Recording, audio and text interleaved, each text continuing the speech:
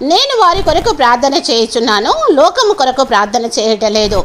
నీవు నాకు అనుగ్రహించి ఉన్నవారు నీవారైనందున వారి కొరకే ప్రార్థన చేయుచున్నానని యోహాను సువార్త 17వ అధ్యాయము 9వ వచనంలో దేవుడు ఈ విధంగా మాట్లాడుచున్నాడు. నేను వారి కొరకు ప్రార్థన చేయుచున్నాను, లోకము కొరకు ప్రార్థన చేయటం లేదు అని. దేవుడు నీ కొరకు నా కొరకు ప్రార్థన చేస్తున్నాడు.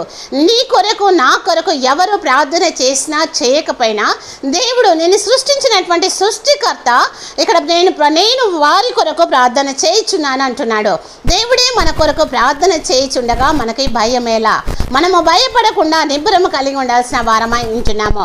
ఎందుకంటే దేవుడే నీ కొరకు ప్రార్థన చేస్తున్నాడు. లోకము కొరకు దేవుడు ప్రార్థన చేయుట లేదు. నేను లోకము కొరకు ప్రార్థన చేయుట లేదు అని చెప్తున్నాడు.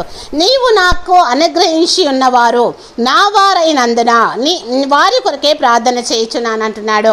దేవుడికి అనుగ్రహించినటువంటి ప్రజలమై ఉంటున్నాము. మనము దేవుని ప్రజలమై ఉంటున్నాము.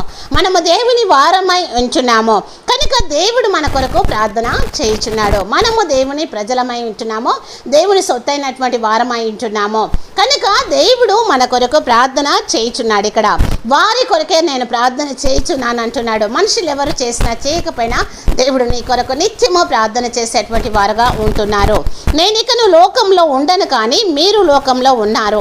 నేను మీ వద్దకు వచ్చుచున్నాను. పరిశుద్ధుడవైన తండ్రి, మనం ఏకమై ఉన్నలాగున వారును ఏకమై ఉండునట్లు నీవు నాకు అనుగ్రహించిన నీ నామమందు వారిని కాపాడుమని యోహాను సువార్త 17వ అధ్యాయం 11వ వచనంలో దేవుడు మాట్లాడుచున్నాడు.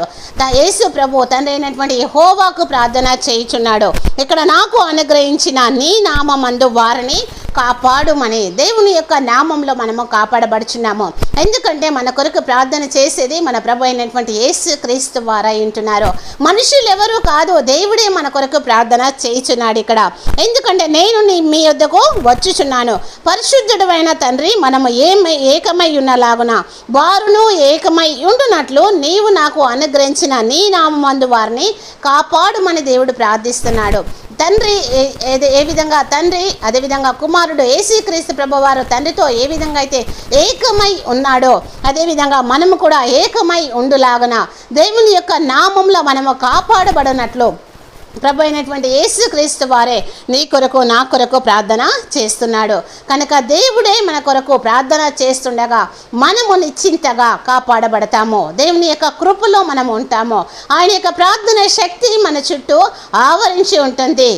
కనుక మనం ఈ లోకంలో భయపడని అవసరం లేదు. మనుషులు ఎవరు మన కొరకు ప్రార్థన చేసినా చేయకపోయినా దేవుడు నీ కొరకు నా కొరకు ప్రార్థన చేస్తున్నాడు. ఆమేన్.